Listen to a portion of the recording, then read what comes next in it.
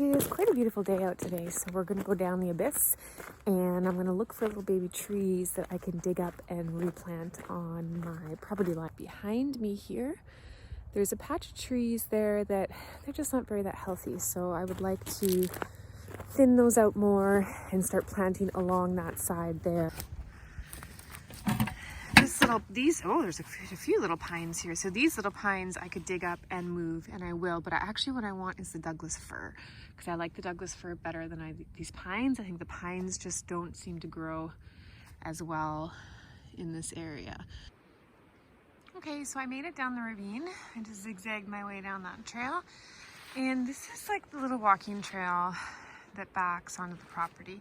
So my property still goes all the way into there. And because it is thicker, denser forest there, I'm anticipating there won't be a lot of little baby trees there.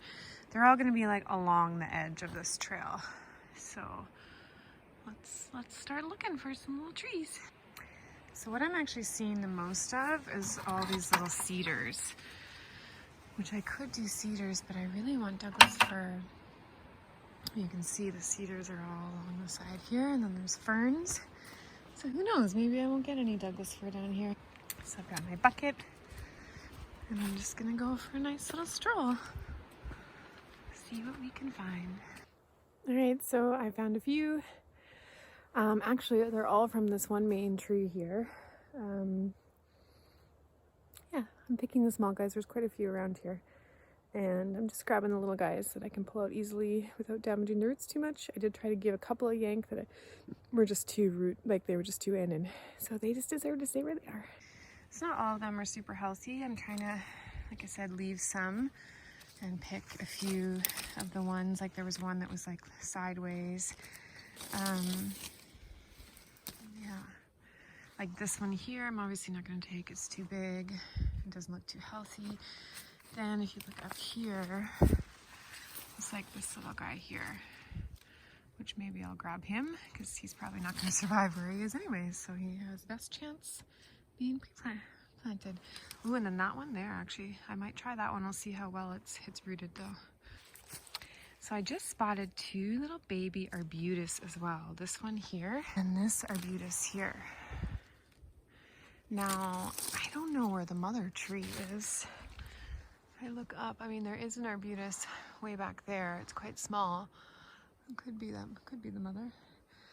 So they say arbutus are notoriously hard to transplant because they have such mycorrhizal, mycelium, like, oh yeah, look at that, like relationship with the soil. But I'm tempted to take this little guy because the ones growing on the bank, like they don't do too well because like this, you know, they slide down, they don't get a lot of light here. Anyways, that's why I'm going to justify digging this one up. Not that one, that one's a bit too big. But this one maybe.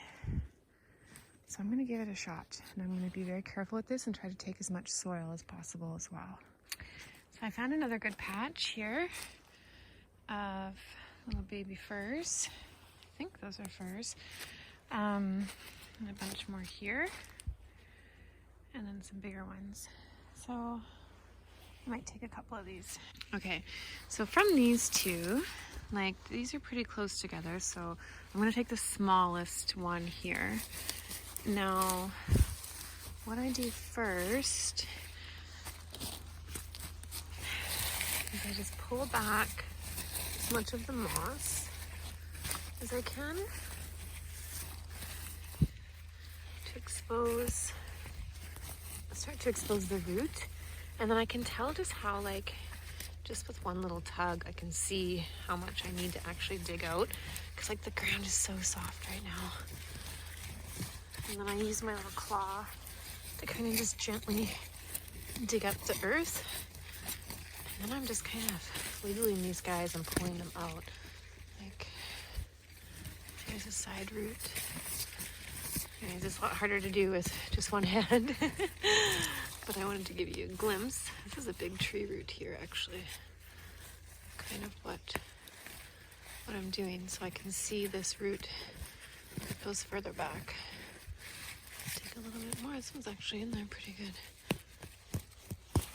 Okay, so I have been taking them out a little bit more gentler than that because you can see I broke a bunch of the roots here. But still, this, yeah, I broke a big guy there. That root. But he should be fine. He will be just fine. Okay, I might have got a little greedy towards the end there. But I did find that patch and there was just so many and they were all crammed together. So I think they have a better chance than doubt. And I might even take this little cedar. This is the way I gotta go up here. But before I do that, I just want to go for a nice little nature walk. Maybe just find this trail behind my place just to be so unbelievably beautiful. And like no one comes down here. There are like the occasional like ATVers and stuff, but they usually just are in the trail even further back. And I mean, like, look, like all that down there. I'm the steward of all that land. And I can't build back there anything like permanent, but like maybe a tree house, maybe some cool little trails. I think that's definitely doable. What I remember from this spot last time I was here was all the cat tongue jellies. These are actually edible. People like, they soak them in like sugar and then dehydrate them, and they're like gummy candies, which I'm very tempted to make some one day, but not today. I don't really have time for that. But this is the spot to come to. There's another one there, there's a whole bunch here. This is the cat tongue spot. And like they're quite like, look, that's why they're like a little kitty tongue. Meow. Oh my gosh, look at all this witch's butter. There's so much. Jelly. And also, like, what do you think lives in there? Fairies? Something definitely lives in there. What do you think it is? Too small for a raccoon. Maybe like a weasel? Like a, what are those guys called? Martins? Alright, we're back to the spot where I think it's a bear cave, but maybe not. Like, something might live in there though. I feel like if it was a cougar, there would be like bones outside, kill zone stuff. And bears might want it a little bit drier because it's quite wet. Ooh, sticky. But still, something could live in there. Because it could be hollow, like all the way up, right? Like it could be up there. And they're living up top. I don't know. Either way, cool spot. Okay, I took a layer off. I am halfway back up my ravine. Every time, I'm like, why don't I bring a rope? Even this time, and I was like, I don't want to go have to grab a rope. But like, it helps when you know which way to go back up. It's easier to see the path like going down. And now you can hear the ATVers, dirt bikers are coming out now. I also just realized that I'm like without my pink jacket on, I blend in pretty good to the forest, so good thing hunting season's over. Whole bucket full of trees to plant as I please. So as I said, like that white line there, that's the property line. And because these white pines are just so scrawny and ugly and not doing too good, I want to just dot them. And I've already started. I've planted, probably moved about 6 or 7 already. So I'll just keep dotting them through here.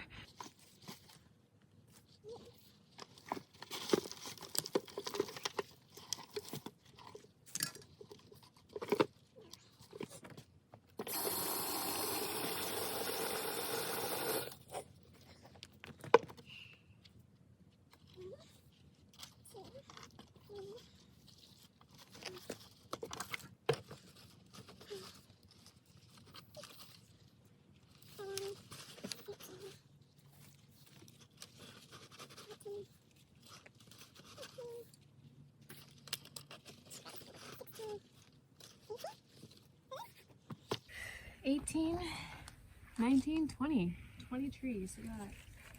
Even if only like 10 of them would grow, I think they're better chance than where they were planted anyways, because like I said, I did take from spots that they had least chance of survival. Alright guys, I made a big mistake. So this tree was leaning already. This one here I wanted to get rid of because it's pretty much dead. So I cut this one first, but then it fell into the other, it fell into the other branches.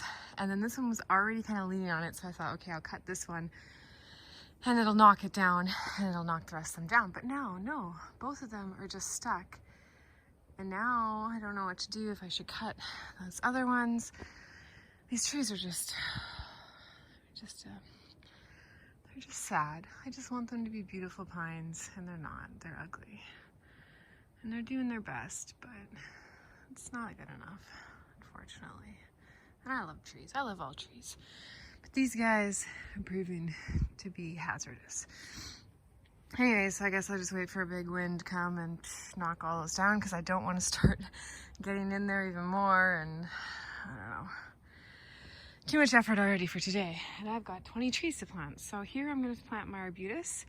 Because I got a little cedar here, I'll do arbutus here, and I'll pop a few more in there somewhere. But yeah, these trees are not going to plant themselves, so I better get going. This is a little baby one that I moved from my property to this area, because you can see I put, there's one there, and one there. So this is kind of along the property line of my property that, as you can see, like it's forested, but it's with these white pines, and they're all kind of coming down and not doing too well. So I would like to just naturally replant this area with more natives, and that's why I'm on this mission to move some of the trees in undesirable locations and put them into new spots. So this is the one that I did today, and yeah, hopefully these will all survive. There's another one I did today. And as you can see, like I did take some. Well, this one's actually quite healthy, with a few little dead guys in the bottom, but yeah, so this is, I think, actually a hemlock, I believe, right? They're a lot harder to distinguish when they're little babies between hemlock and fir, I find. Douglas fir. You do have your own property and you have some trees already on the property, chances are they've been dropping seeds and you'll be able to rehome some of them. Now, some of these might be itty little bitty baby trees, and some might be a little bit bigger ones, and you can easily dig these up and rehome them and put them in a spot where you would like them to grow. Second place that we can find trees to harvest is in crownland. So the best spots for crownland to be harvesting from is anywhere under power lines where they need to mow down all of those trees or cut down those trees as well. Same within ditches. So anywhere that you know that they're going to already have to be cutting down and thinning the trees in those areas, that is a great place to sustainably harvest and dig up some of those little baby trees to rehome them, because you know they have no chance of survival where they are anyways. So there's lots of places that you can find little baby tree saplings. So did I name two? Three? Was that three? Two. Under power lines, ditches, your own property. You can also ask a neighbor too if they have some like perhaps in their backyard that they are growing, or the ditches as well. Just get creative. You can find some spots, I promise you.